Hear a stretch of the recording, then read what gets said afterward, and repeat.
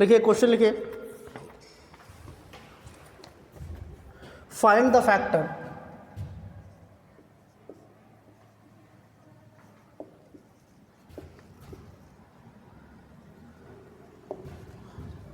which will rationalize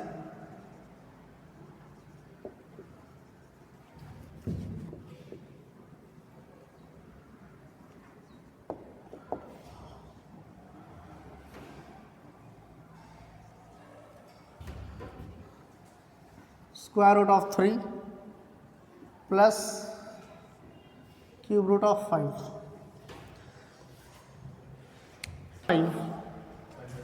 तो इसका क्या करना है, रैशनलाइजिंग फैक्टर पता करना है। तो कैसे पता करेंगे? कितने टर्म्स दिख रहे हैं? 2 टर्म्स है क्या? एक को x मान लेंगे, एक को क्या मानेंगे?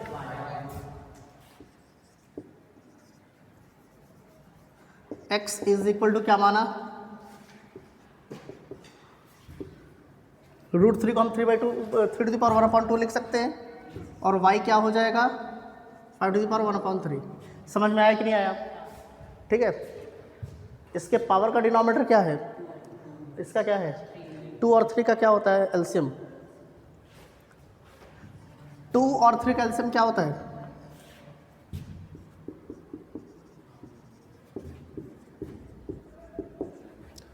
क्या हो जाएगा? 2 और 3 का एलसीएम क्या हो जाएगा? समझ में आया कि नहीं आया? पक्का? मतलब कि इसका भी पावर 6 करना पड़ेगा हमें, और इसका भी पावर 6 करना पड़ेगा। समझ में आ रहा कि नहीं आ रहा? इसका भी क्या करेंगे? पावर 6 करेंगे, और इसका भी क्या करेंगे? पावर 6 करेंगे। तभी ये जो रैशनल नंबर है ये यहाँ से हट जाएगा। डिनोमिनेटर का जो 2 है वो रिमूव हो जाएगा।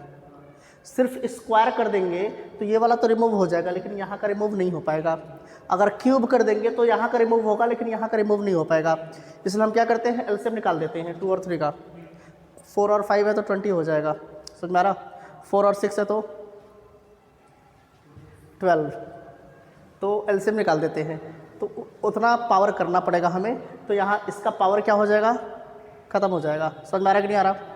तो अगर पावर में क्या करना पड़ेगा, तो ये कितना हो जाएगा? x⁶ हो गया, और यहाँ पर किसका साइन है? और यहाँ पर क्या हो गया? y⁴। तो x⁶ प्लस y⁴ की एक आइडेंटिटी होती है। कौन सी आइडेंटिटी होती है? x⁶ प्लस y⁴ को हम लिख सकते हैं x प्लस वाई। क्या लिख सकते हैं? यहाँ पर लिख सकते हैं x⁵। क्या लिख सकते हैं?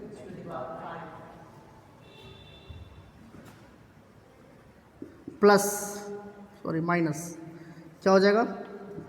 x⁴ y plus x³ y² minus x² y³ plus x y⁴ minus y⁵। ऐसे हम लिख सकते हैं। समझ में आ रहा कि नहीं आ रहा? कोई डाउट इसमें? पक्का?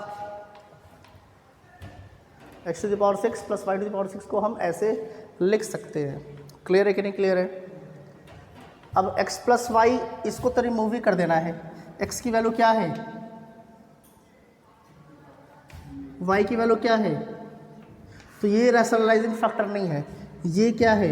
ये हमारा रैशनलाइजिंग फैक्टर है। क्या है?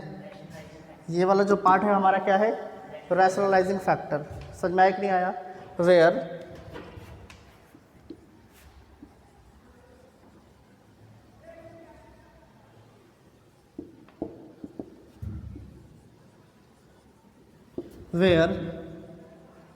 x इज इक्वल, x को क्या माना था? And y is equal to, समझ में आया कि नहीं आया? यहाँ पर x की वैल्यू रख देंगे और y की वैल्यू रख देंगे, आपका रैशनलाइजिंग फैक्टर आ जाएगा। पक्का क्लियर है कि नहीं क्लियर है? कोई डाउट इसमें? समझ में आया कैसे करना है इस टाइप के क्वेश्चंस को? पक्का? चलिए नोट कीजिए।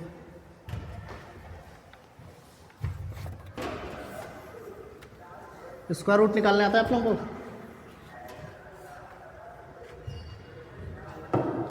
9 का स्क्वायर रूट 3, 16 का 4 4 का 2, ठीक है। तो इसका बताइए अब, find the square root of 7 + 2√10। इसका स्क्वायर रूट बताना है।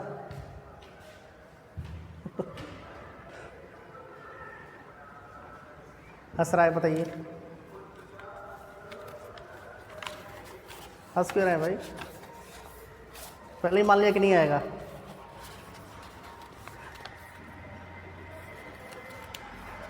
कैसे निकलेगा? कुछ आइडिया? कोई आइडिया नहीं है।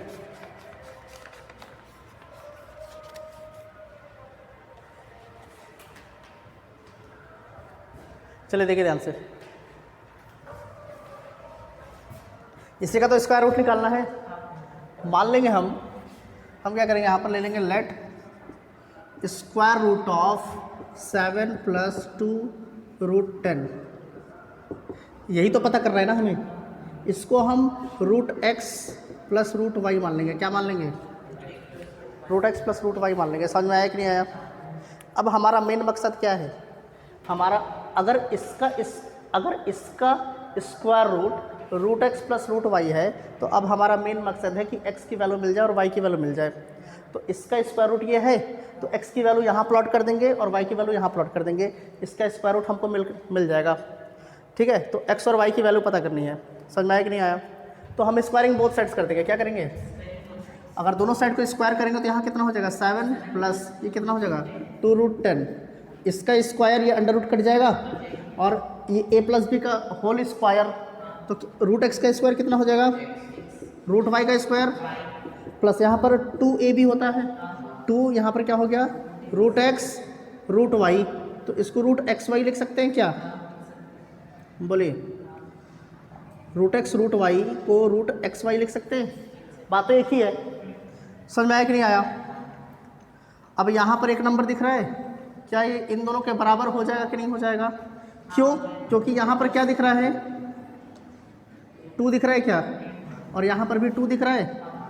रूट तो यहाँ से x + y की वैल्यू क्या आ गई?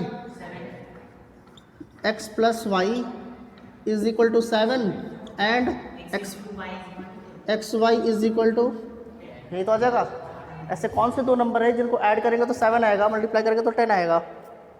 5 और 2। कौन सा नंबर है? 5 और 2। इसका मतलब x और y की वैल्यू क्या हो गई? x की वैल्यू अगर 5 हो गई तो y की वैल्यू क्या हो जाएगी?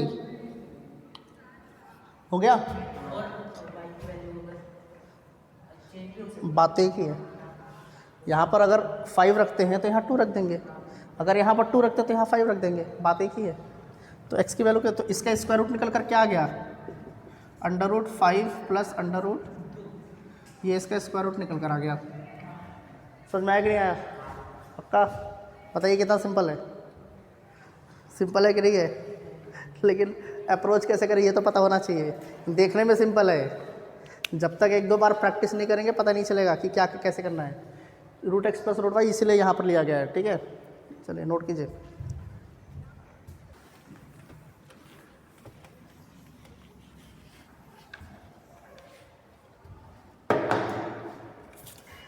एक क्वेश्चन है, prove that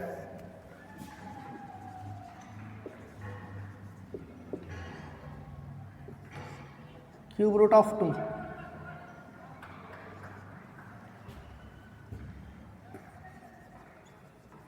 cannot be represented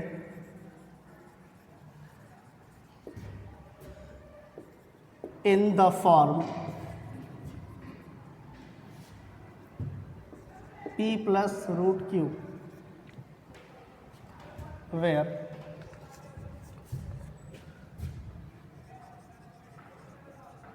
p and q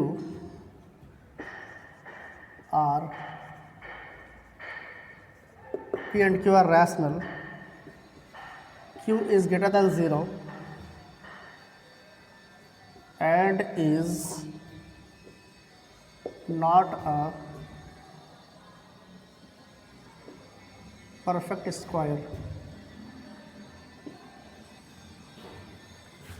तो परफेक्ट स्क्वायर भी नहीं है।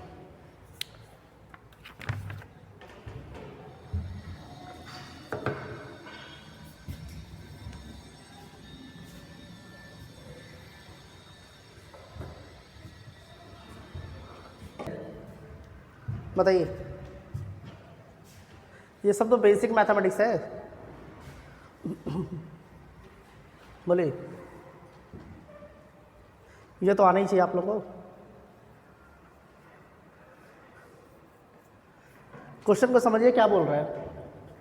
आपको प्रूफ करना है कि क्यूब रूट ऑफ 2 को इस फॉर्म में हम नहीं रिप्रेजेंट कर सकते। किस फॉर्म में नहीं रिप्रेजेंट कर सकते? अरे कहाँ खोया हुआ है भाई, क्या हो गया? इसको हम इस फॉर्म में नहीं रिप्रेजेंट कर सकते। तो हम पहले क्या करेंगे, मान लेते हैं कि ये जो है इस फॉर्म में रिप्रेजेंट हो सकता है। पहले हम मान लेंगे, क्या मानेंगे? ये जो है इस फॉर्म में रिप्रेजेंट हो सकता है। तो अगर ये इस फॉर्म में रिप्रेजेंट हो सकता है तो यहाँ से क्या हो जाएगा, cube root of 2 is equal to, यहाँ ले लेंगे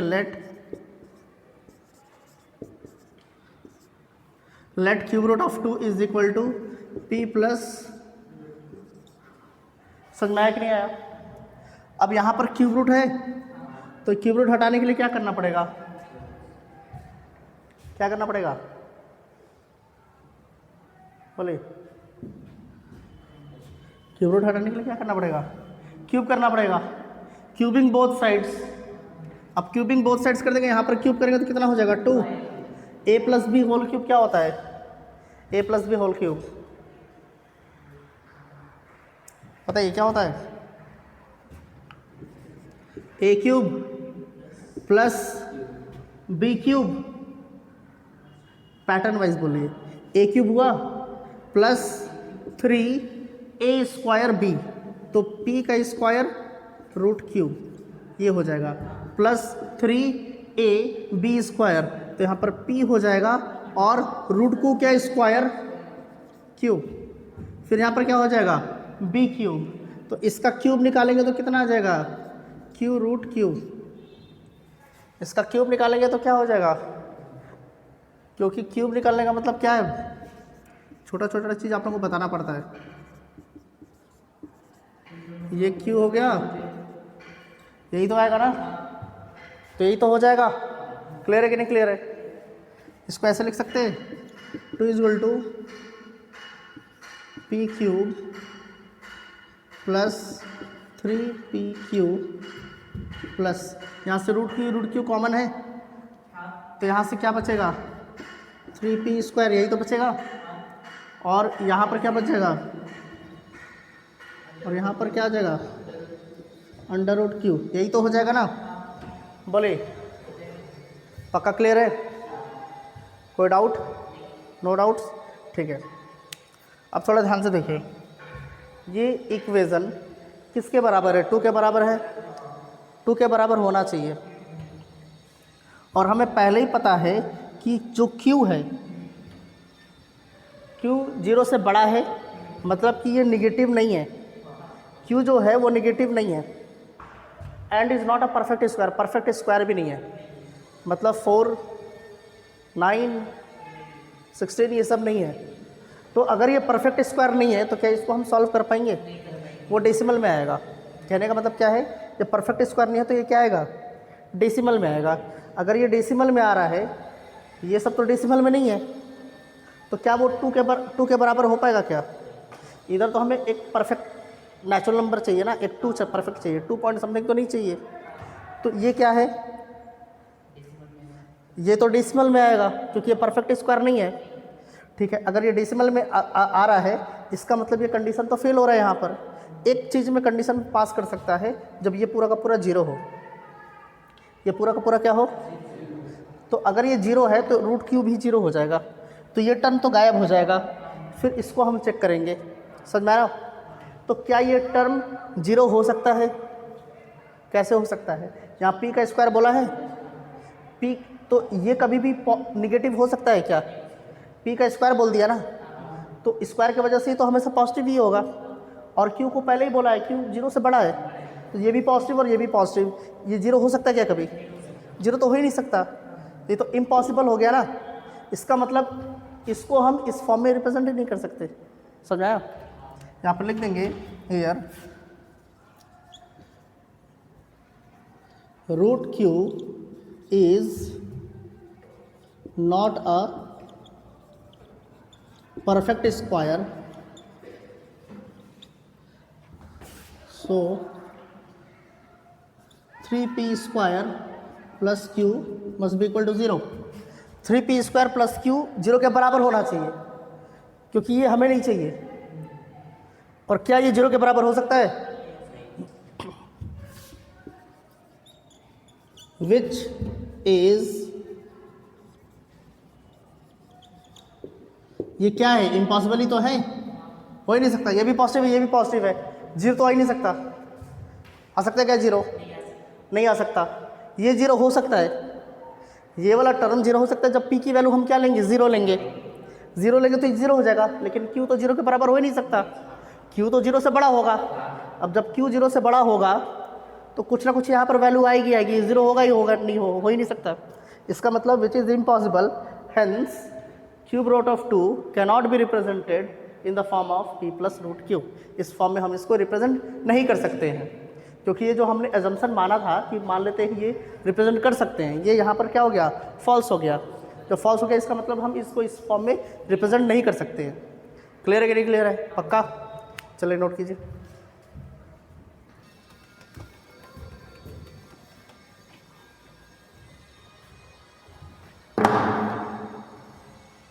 हेडिंग डालिए रियल नंबर्स।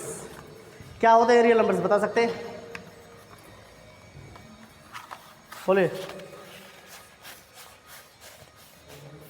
रियल नंबर्स, ऐसे नंबर जो रियल के हो। नहीं,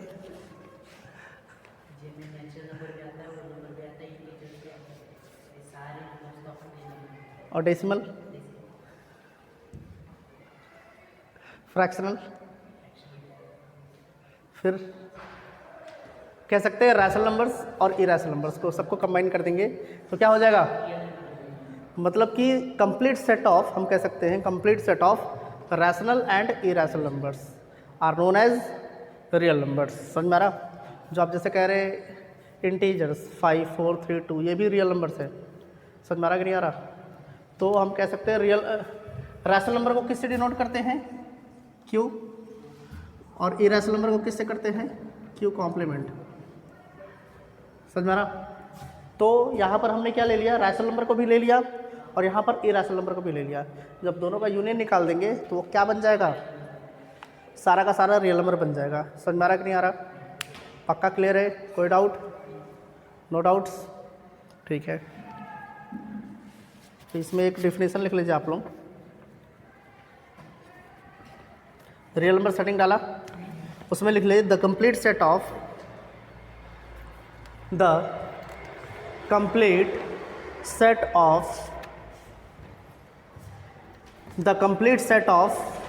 rational and irrational numbers, the complete set of rational and irrational numbers, rational and irrational numbers is the set of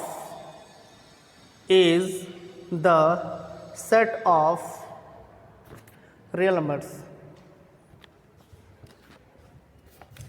ये किसके बराबर हो जाएगा? R, and is denoted by R, capital R। ये लिख सकते हैं आप लोग।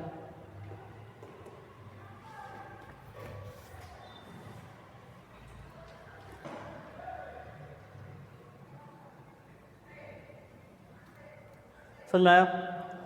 अब कुछ पॉइंट्स हैं जो आप लोगों को पता होना चाहिए। जैसे कि पहला पॉइंट दे रखा है, इसमें लिखने की ज़रूरत नहीं है, समझ लीजिए।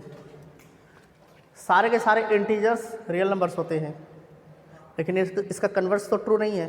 सारे के सारे रियल नंबर्स इंटीजर्स होते हैं क्या? 2.5 इंटीजर है? नहीं है। 5 इंटीजर है, वो रियल नंबर भी है, लेकिन सारे के सारे रियल नंबर इंटीजर नहीं हो सकते। समझ में आया कि नहीं आया? सारे इंटीजर्स रियल नंबर होंगे, लेकिन सारे रियल नंबर्स इंटीजर्स नहीं होंगे, क्योंकि रियल नंबर का एक स्मॉल पार्ट इंटीजर होता है। समझ में आया कि नहीं आया? Negative of an irrational number is an irrational number. सीधी सी बात है कि अगर कोई इरेशनल नंबर दे रखा है आप लोगों को, क्या दे रखा है, उसका अगर हम निगेटिव करते फिर भी तो इरेशनल ही है, रैशनल में कन्वर्ट नहीं होगा वो। समझ में आया कि नहीं आया? Sum of rational number and an irrational number is always irrational. कोई भी दो नंबर्स आपको दिए गए हैं, एक दिया गया है रैशनल, एक दिया गया है इरेशनल। समझ में आया? जब उन दोनों को आप ऐड करेंगे तो क्या बन जाएगा, इरेशनल बनेगा, क्योंकि इरेशनल में क्या होता है, non terminating and non recurring. तो जब उसको हम ऐड करेंगे तो ऐड होने के बाद जो निकल कर आएगा वो भी क्या हो जाएगा, नॉन टर्मिनेटिंग और नॉन रिकरिंग होगा। समझ में आया कि नहीं आया? तो जब रैशनल और इरेशनल को ऐड किया जाएगा तो क्या निकल कर आ जाएगा, इरेशनल निकल कर आएगा। क्या निकल कर आएगा, इरेशनल। समझ में आया कि नहीं आया? The product of a non zero rational number and an irrational number will always be N irrational number.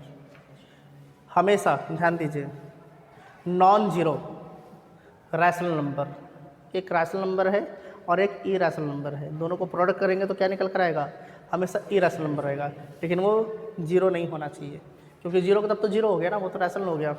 Clear है कि नहीं क्लियर है? तो क्या होना चाहिए कि रैशनल और इरेशनल को अगर हम मल्टीप्लाई करते हैं तो इरेशनल आएगा, लेकिन उसमें से कोई भी नंबर क्या होना चाहिए, जीरो नहीं होना चाहिए। क्लियर है कि नहीं क्लियर है? एक चीज़, एक पॉइंट और दे रखा है, ये भी आप लोगों को पता होना चाहिए। सम, डिफरेंस, प्रोडक्ट एंड कोसेंट। क्या बोल रहा है, सम ऐड कर रहा है, डिफरेंस सब्ट्रैक्ट कर रहा है, प्रोडक्ट एंड कोसेंट, कोसेंट का मतलब डिवाइड कर रहा है, ऑफ टू इरेशनल नंबर्स। दो इरेशनल नंबर है, उनको प्लस करें, माइनस करें, मल्टीप्लाइड करें, डिवाइड करें। तो कोई ज़रूरी नहीं है कि जो रिजल्ट आएगा वो इरेशनल ही हो, वो रैशनल भी हो सकता है, क्योंकि दोनों के दोनों क्या है, इरेशनल नंबर है। क्या है, दोनों के दोनों इरेशनल नंबर है। समझ में आया? जैसे कि एग्जांपल अगर हम ले लेते हैं 2.315, मान लीजिए यहाँ पर 2 है, यहाँ पर 7, 9, ऐसे चलता जा रहा है, और एक है हमारा 3.21468, ऐसे चलता चला जा रहा है। अब दोनों को सब्ट्रैक्ट करेंगे, मान लीजिए यहाँ पर 4 है, क्या है, अब इन दोनों को सब्ट्रैक्ट करेंगे तो 1.111111 नहीं आता जाएगा ना, ये भी इरेशनल नंबर है। कुछ नंबर रिपीट हो रहे हैं क्या, कोई डिजिट बार बार आते जा रहा है क्या, इसमें भी नहीं हो रहा है ना, ये भी टर्मिनेट नहीं कर रहा है, ये भी टर्मिनेट नहीं कर रहा है, लेकिन इसकी जो डिजिट्स है वो एक कम है, तो ये क्या हो जाएगा, 1.11111 आ जाएगा। तो ऐसे क्या होगा कि दो इरेशनल नंबर दिए गए हैं, तो एडिशन, सब्ट्रैक्शन, मल्टीप्लिकेशन और डिवीज़न, वो रैशनल भी हो सकता है, इरेशनल भी हो सकता है। समझ में आया कि नहीं आया? पक्का? कॉम्प्लेक्स नंबर आप लोग जानते हैं, ये कॉम्प्लेक्स नंबर हमने किया हुआ है। A number of the form a + ib is called complex number. क्या बोल रहा है, कोई भी अगर नंबर है जो कि a + ib के फॉर्म में है तो क्या होता है, 4a + ib के फॉर्म में है, 4 कॉम्प्लेक्स नंबर है, हाँ है, 4 + 0। Every number which exist in our universe is complex number. सबसे बड़ा नंबर कौन सा होता है, कॉम्प्लेक्स नंबर होता है। समझ में आया कि नहीं आया? जैसे पहले आप लोग काउंट करते हैं नेचुरल नंबर, फिर जो ऐड कर दिया तो हो गया होल नंबर, फिर निगेटिव नेचुरल नंबर्स में माइनस साइन लगा दिया, क्या हो गया, इंटीजर्स हो गए, फिर रैशनल आ गए, फिर इरेशनल आ गए, सबको कंबाइन करके रियल नंबर बन जाएंगे। फिर उसके बाद होते हैं इमेजिनरी नंबर। इमेजिनरी क्या होता था, square root of any negative real number. कोई भी नेगेटिव रियल नंबर है उसका स्क्वायर रूट हम निकालते हैं तो क्या होता है, इमेजिनरी नंबर होता है। समझ में आया? फिर कॉम्प्लेक्स नंबर क्या होता था, कोई भी नंबर जो a + ib के फॉर्म में हो, तो जितने भी नंबर्स हैं, इमेजिन नंबर हो, रियल नंबर हो, कैसा भी नंबर हो, वो सब के सब क्या है, कॉम्प्लेक्स नंबर है। क्या है, सब के सब कॉम्प्लेक्स नंबर है। समझ में आया कि नहीं आया? पक्का? बढ़िया। देखिए, every number is of the form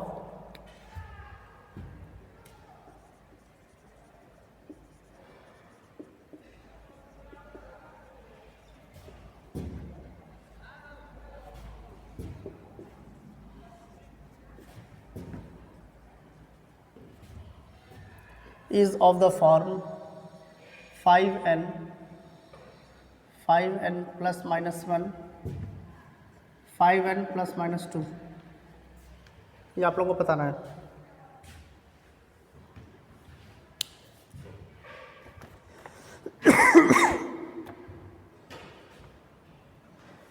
every number, prove that every number is of the question थोड़ा सा इसमें गड़बड़ी दे रखा है, is of the form 5n plus minus 1 5n plus minus 2।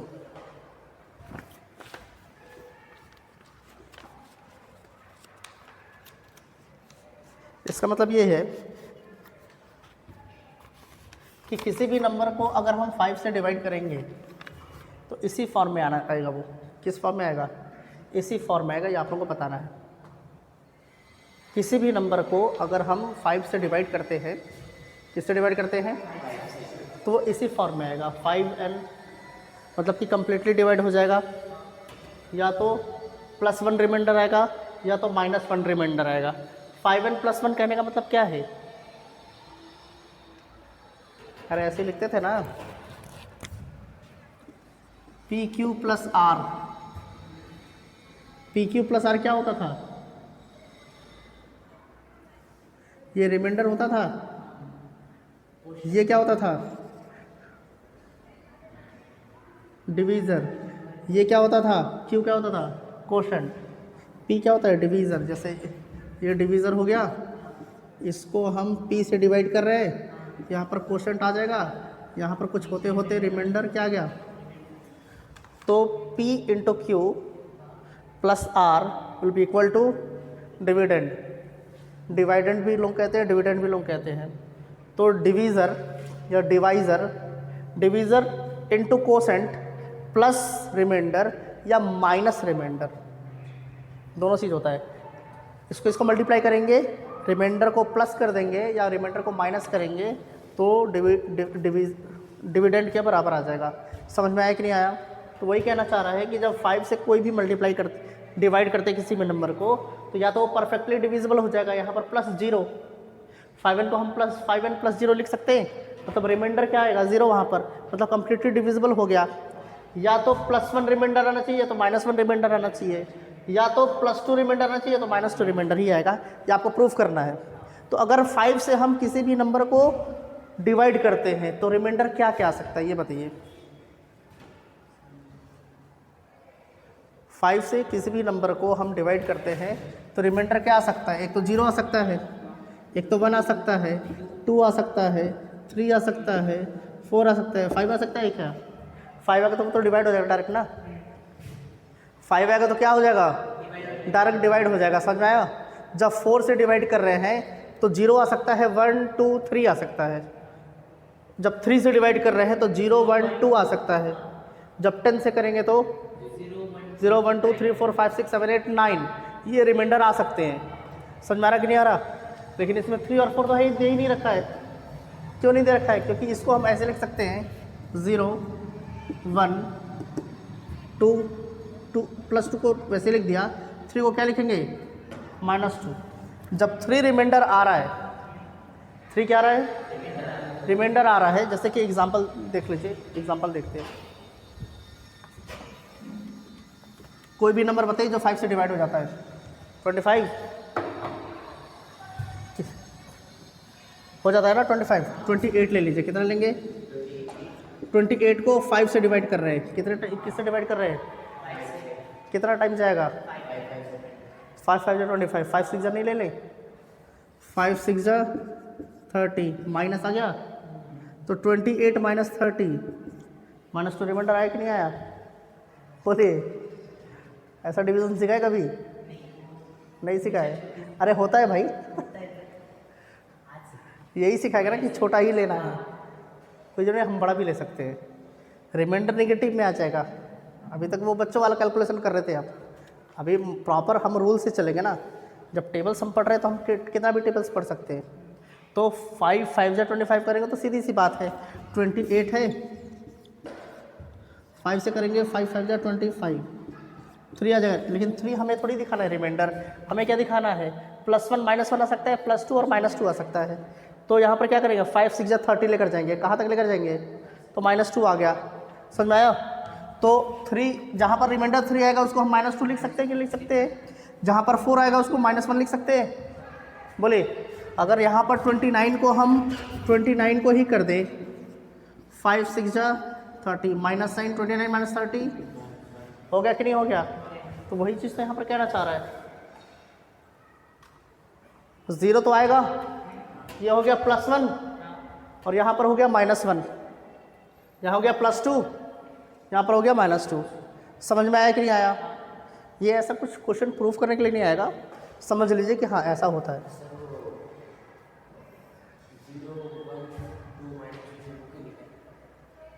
ये 0 को वैसे ही लिख दिया भाई, रिमाइंडर 0 होगा कि नहीं होगा। 25 को डिवाइड कर दीजिए तो रिमाइंडर 0 आएगा, 26 को 5 से डिवाइड कर दीजिए रिमाइंडर 1 आ जाएगा, 27 को डिवाइड करेंगे तो 2 आ जाएगा, 28 को करेंगे तो ऐसे तो आना चाहिए 3, लेकिन हम उसको लिखेंगे -2,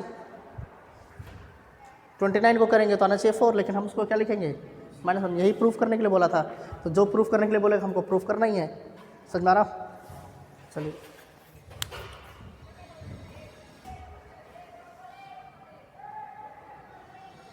देखिए, prove that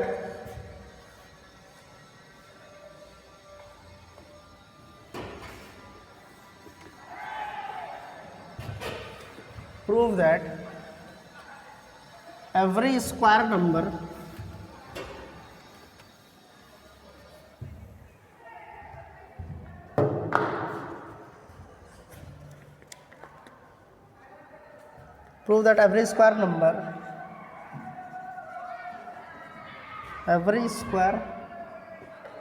number is one of the form 5n plus minus 1, 5n plus minus 1।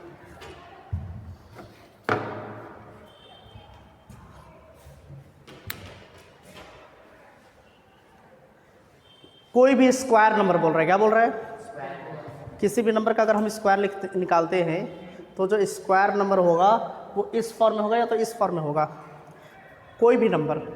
और सबसे पहले अभी हमने इसके पहले जो क्वेश्चन किया है उसमें लिखा है, हमने पढ़ा है कि किसी भी नंबर को, कैसा भी नंबर हो, उसको हम किस किस फॉर्म में रिप्रेजेंट कर सकते हैं। या तो 5n के फॉर्म में कर सकते हैं, m लिख लीजिए यहाँ पर, क्या लिख लेंगे m, या तो 5m plus minus 1, या तो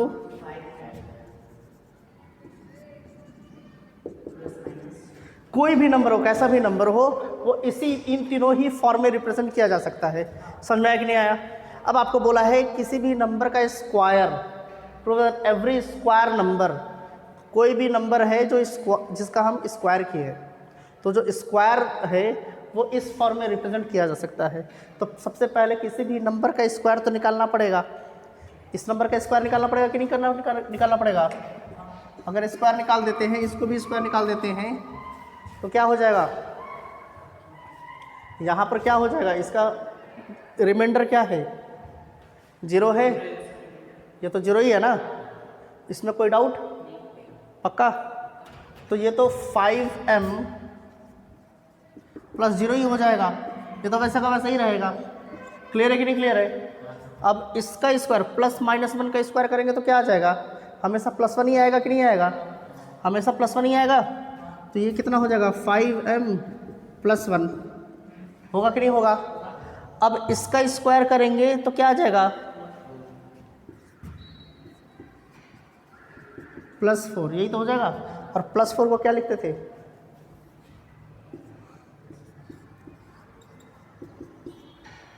याद आया कि नहीं आया, याद आया। तो ये हो गया 5n, ये रहा 5n, 5n + 1, 5n + 1, 5n - 1, 5m - 1, इसी फॉर्म में ही रिप्रेजेंट कर सकते हैं।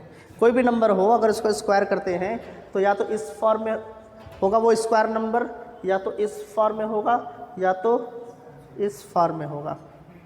समझ में आया कि नहीं आया, पक्का क्लियर है। तो थोड़ा थोड़ा सा ट्रिकी है, लेकिन एक बार कर लेंगे, 2 बार करेंगे तो समझ में आ जाएगा, है ना। ठीक है, चलिए टाइम क्या हो रहा है? 12:22। बस आज के लिए इतना ही करें कि और कुछ करना है? सर आपको PDF सेंड करना है।